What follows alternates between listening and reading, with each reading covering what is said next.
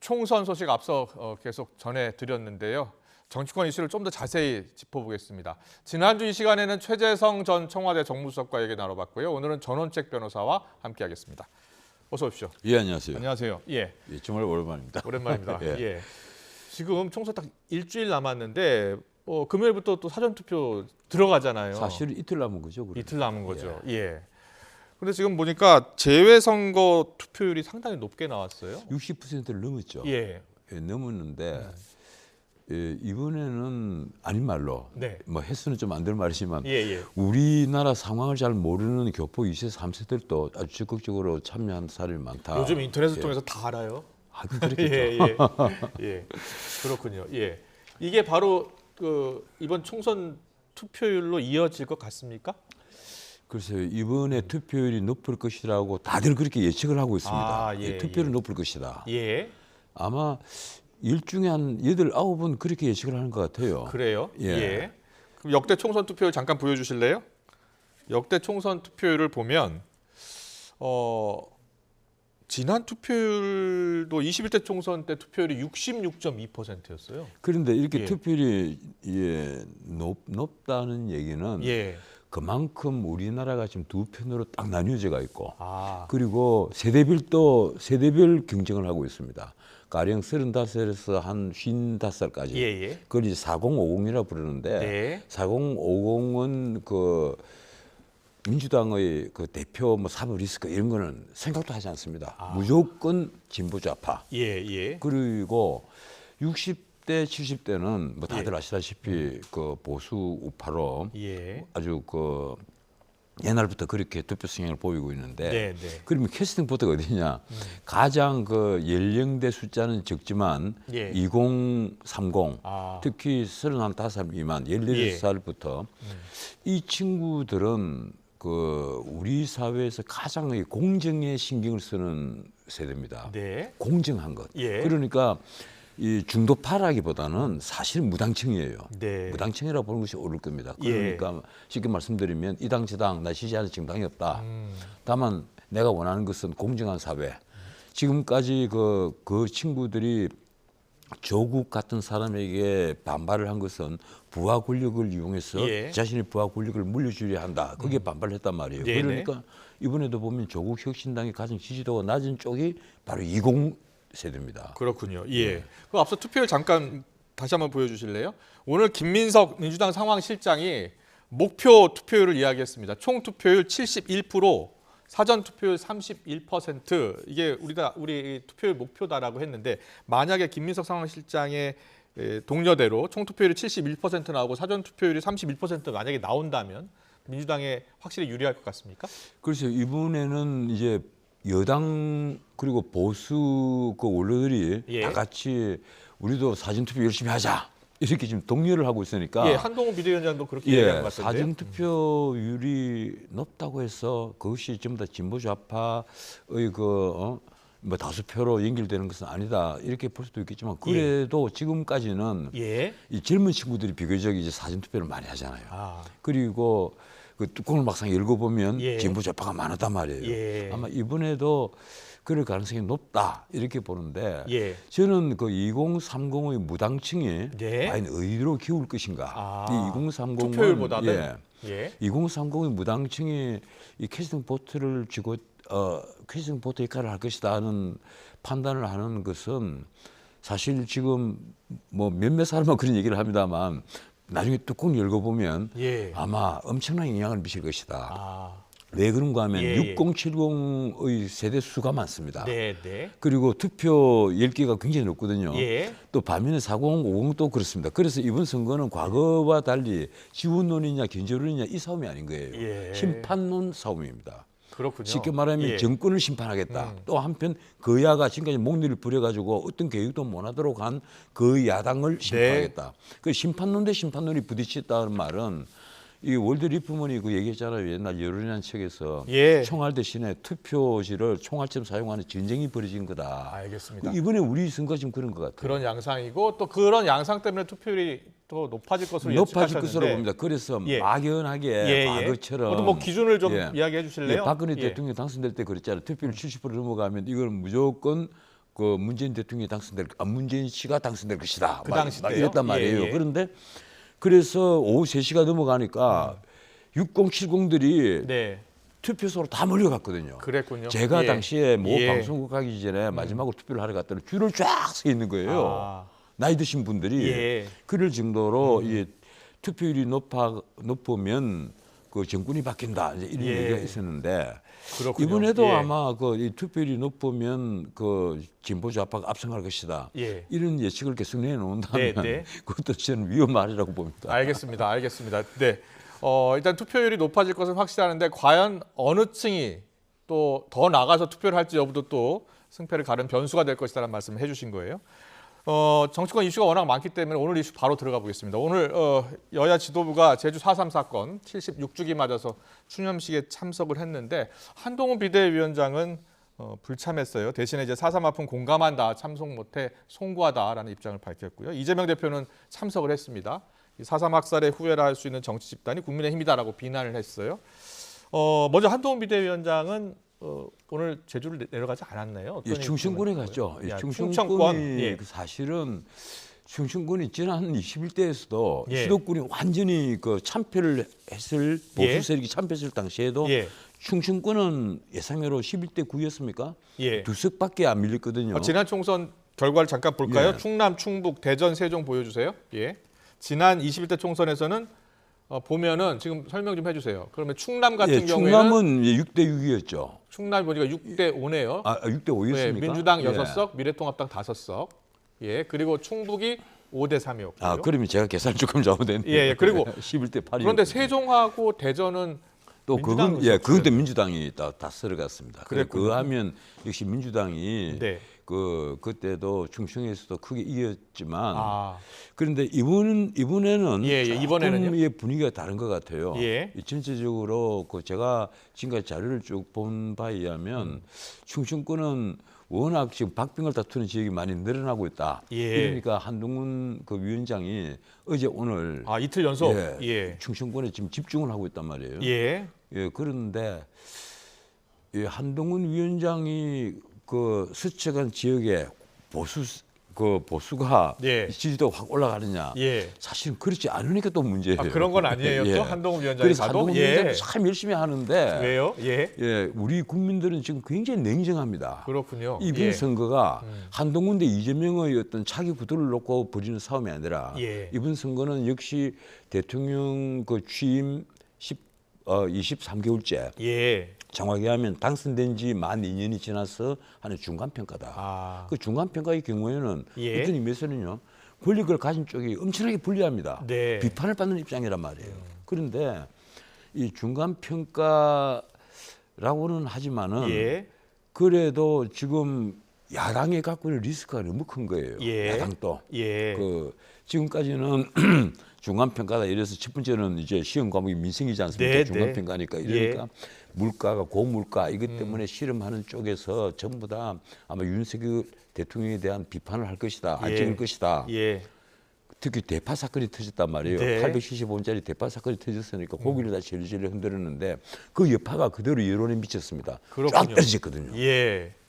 뭐 사람들은 그 이종섭 황상무를 자꾸 거론합니다만 제가 보기로는 바로 민생이 치명적이에요. 그런데 민생 물가 관련해서 민생 물가가 지금 뭐 갤럽 여론조사를 보더라도 갤럽 여론조사 잠깐 보여주실래요? 예. 부정평가 1위죠. 예. 당연히 22% 아니면 23% 이렇게 네. 계속 그렇게 가요. 매주. 매주 직무 그렇게 수행 간단 평가 말이에요. 보면 예. 지금 긍정평가 34, 부정평가 58인데 그 긍정평가, 부정평가 이유를 보니까 부정평가 부정평가 이유 1위가 물가죠. 1위가 바로 민생 물가예요. 예, 예. 이러니까 이 문제는 쉽게 말해서 하루 아침에 이걸 예. 딱 바꿀 수는 없는 문제란 말이에요. 그렇군요. 예. 그동안에 물론 이 정부가 노력은 해왔는데 네. 문제는 거기에다가 예. 의정 갈등이 벌어지면서 네. 이게 그동안에 윤 대통령이 사실은 취임 후에 기자회견 한 밖에 안 했잖아요. 취임 후에 예, 기자회견 예. 한 밖에 안 하고 뭐 오만하다, 소통을 하지 않는다. 특히 도어 스태핑을 중단을 딱 해버렸거든요. 네. 1년 반 전에 도어 스태핑을 중단을 딱 하고 나니까 뭐 소통하는 게 안 보이니까 예. 대통령이 왜 이렇게 오만하냐 이런 말들이 많이 있었는데 그 느낌을 많이 갖고 있었는데 예. 이번에 의정 갈등이 불을 찔러버린 거예요. 그렇군요. 이게 그렇게 보시는군요. 가령 예. 이게 의사들이 병원에서 다 물려나고 네.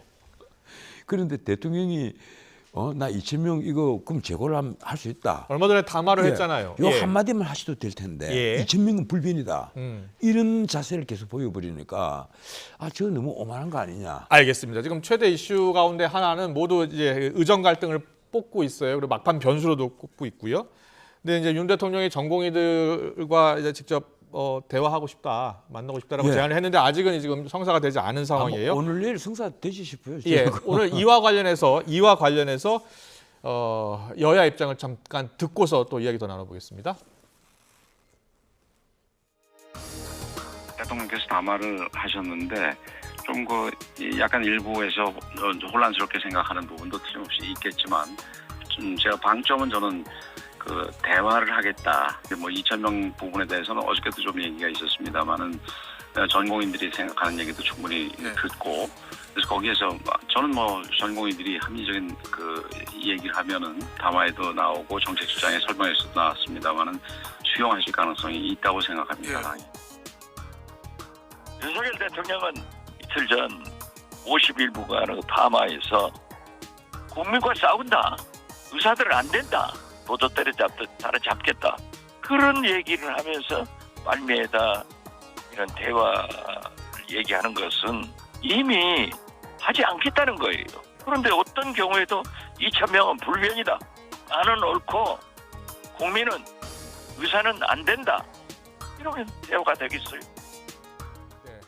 자, 지금 총선 막판 이 의정 갈등을 푸는 실마리가 과연 열릴 수 있을까를 놓고서 여러 가지 이제 전망이 나오고 있는데 전원책 변호사는 어떻게 예상하세요? 이 교수협의회 쪽에서 원래 대통령이 예. 만나줄 제안을 하면 가서 대표가 전공의 대표들이 예. 가서 마음을 터놓고 조건 없이 만나라고 어제 얘기했죠. 대통령에게 말씀을 드릴 걸 다 드리라. 그럼 대통령 귀를 열고 들을 것이다. 나는 만약 오늘 내일 안에 이 전공의들과 만남이 성사가 되고 예. 그리고 이 2,000명 문제를 제고하는 문제부터 예. 그리고 우리나라에 가는 소아과 의사라든가 산부인과 의사들 시골에는 없거든요. 예. 이런 문제를 앞으로 정부가 어떻게 해결할 것인가 하는 문제에 대해서 어느 정도 같이 이제 논의하는 모습만 보인 것만 해도 예. 대통령이 오만하면 삽시간에 사라질 수 있다. 저는 이렇게 봅니다. 그래서 예. 막판 최대 변수가 이 예. 의정 갈등 문제하고 예. 또 민주당에 지금 문제가 되고 있는 이제 부동산 투기 문제, 예. 공영문, 양문석 그리고 또 험한 말 한 분. 예. 예. 민주당 같은 경우에 이제 김준혁 후보의 예. 망방 논란 예. 그리고 양문석 후보의 편법 대출 논란이잖아요. 예. 요 관련해서도 여야 입장이 나왔으니까 이 입장도 그냥 바로 듣고서 대담 더 이어가겠습니다. 김준혁 후보는 다들 보셨겠지만은 본인이 해당 문제에 대해서 굉장히 진지한 사과를 한 것으로 저희도 확인했고 또 그 이후에 본인의 여러 가지 사과의 의사를 전달하기 위한 여러 가지 과정이 있을 것으로 알고 있습니다. 본인이 앞으로 어떻게 할지 조금 지켜보시는 것이 좋을 것 같습니다. 입장을 내지 않는 것이 아니라 이미 저희는 입장을 냈어요. 그 이후에 국민적으로 문제가 제기된 부분에 대해서는 문제가 제기된다고 이 법이 명료하게 확인된 경우에 대해서는 또 그와 별도로 1차적으로는 후보가 대처하는 것으로부터 시작해서 대처해간다는 말씀은 이미 여러 번 드렸습니다. 대한민국의 정치가 대한민국의 주류 정치가 여성 혐오를 내세우는 정치여서야 되겠습니까? 김준혁이라는 사람이 하는 말들 그거 이재명 대표나 더불어민주당은 괜찮다고 합니다. 왜냐하면 이재명 대표나 더불어민주당은 바로 그 여성 혐오가 일상인 정당이기 때문입니다. 양문석이라는 사람이 하고 있는 사기대출 어떻게 보십니까? 그게 사기대출이라는 게 이미 명명백백하게 드러났는데도 아직도 더불어민주당의 이재명 대표나 더불어민주당 아무 말이 없습니다. 그거 이분들은 법으로 허용하겠다는 얘기 같습니다. 자, 민주당 입장에서는 이런 논란들이 전체 판세에 미치는 영향은 일단 크지 않다 이렇게 판단하고 있는 겁니까? 그건 나중에 뚜껑을 열면요. 예. 아마 민주당에서 아마 가슴을 칠 일이 될지도 모릅니다. 왜 그런가 하면요. 예. 이게 당사자 문제가 아니에요. 지금 가령 김준혁 예. 그리고 양문석 이런 분들이 그 앞에 비명 누구를 깨고 등장을 했느냐. 예. 원내대표를 지냈던 박광훈이라든가 박광훈 의원 누르고 또 전해철 경선에서 의원 이겼죠. 같은 중진들을 깨고 등장한 양문석 후보는 전해철 의원 누르고 예, 있고, 예. 등장하는 분이란 말이에요. 예. 그런데 이런 분들에게 그냥 이게 넘길 하자가 아니란 말이에요. 예. 이 양문석은 가령 사기대 출신이 아니냐는 문제는요. 앞으로 뭐 법이 판가름하겠지만 예. 지금까지 나온 판례를 보면 이거는 사실 문제 있는 겁니다. 그리고 예. 그 특히 이게 김준혁의 경우에는요. 예. 이 발언을 그냥 과거에 내가 했던 체립설 때 했던 발언이다 이렇게 넘길 문제가 아니에요. 이거는. 예. 그리고 뭐 특정 대학과 연관된 문제도 아니고 예. 이게 그리고 이 비슷한 얘기가 또 있습니다. 가령 동작을에 유삼영 그 후보를 예. 지원해 주러 간 네. 이재명 대표가 어떤 얘기를 했습니까? 바로 나경원 대표를 보고 냄비라는 별명을 갖고 있다. 나비라는 별명이 있다. 예. 이건 성적 비하 용어란 말이에요. 본인도 그걸 알고 있을 거예요. 예. 이재명 대표가 나 그걸 모를 리가 전혀 없다고 생각합니다. 네. 근데 그런 용어를 만인 환실이야 연설에서 그 말을 그대로 썼단 말이에요. 예. 그런데도 지금 어느 누구도 민주당 안에서는 그 문제에 있어서 얘기를 하지 않아요. 대표가 그런 말씀 쓰면 안 됩니다. 그 말씀은 큰 문제를 일으킬 수가 있습니다. 예. 그런데 그런 말을 썼고 지금 국민의힘에서도 왜 그런 말을 쓰느냐 한두 번 따지고 예. 그냥 넘어가는 건데 사실 외국에서 문민국에서 만약 이런 식의 선거 유세를 했다면요. 이건 예. 정치 생명과 연관된 문제가 될 겁니다. 알겠습니다. 이런 가운데 문재인 전 대통령의 행보가 또 주목을 받고 있어요. 예. 부산 가서 어제 아는 후보들 지원에 나섰고, 예. 일단 먼저 문재인 전 대통령의 행보에 대해서는 어떻게 평가하세요? 이 문 대통령께서 자기가 아끼는 어떤 이 정치인들 예. 뭐 지원을 할 수도 있죠. 가서 현장에 가서 그 같이 참석을 한다라든가 혹은 예. 한두 마디 멘트를 할 수도 있는데 사실은 퇴임한 지 만 2년밖에 되지 않은 전직 대통령이 예. 직접 총선 현장에 뛰어드는 예는 처음이거든요. 아, 그래요? 그런데 뭐 예. 그것까지는 또 넘어갈 수가 있습니다. 네. 이 본인이 이번에 한 얘기가 예. 내 70평생에 이렇게 무능하고 무지하고 무도한 정부는 처음 봤다. 예. 이렇게 이런 못하는 식의- 정부는 처음 봤다고 이런 식의 했죠. 멘트를 예. 해버린 거예요. 그러면 본인은 우리나라 재정을 완전히 빈 틀틀이로 만들어 놓은 그 본인은 그리고 청년들 일자리는 체감 실업률이 25% 훨씬 넘도록 만들어 놓고 예. 그리고 빈부격차도 확대시켜 놓은 예. 아니 좌파가 빈부격차를 줄여야 되지 않습니까? 네. 그런데 빈부격차를 더 확대를 시켜 놓았단 말이에요. 그런 문 대통령이 마치 자기는 엄청나게 정치를 잘한 것처럼 얘기를 해버리면 예. 듣는 사람은 아연해지죠. 그래서 예. 내가 보기에는 문 대통령이 현장에 투입되는 것이 과연 후보자들에게 도움이 될까? 예. 나는 그 그렇게 반신반의가 보시는군요. 아닐 것이다. 알겠습니다. 시간이 많지 않아서요. 마지막으로 이번 총선 결과에 따라요. 예. 유력 정치인들의 명함이 크게 엇갈릴 것 같아요. 이재명 대표, 뭐 한동훈 비대위원장도 그렇고요. 뭐 조국 대표도 그렇고요. 예. 운명이 어떻게 결과에 따라서 엇갈릴 것 같습니까? 지금 이번 총선에 그 사실은 결과 인식도 아주 힘들지만은 예. 이재명 대표는 그 원래 세 가지 목표가 있었잖아요.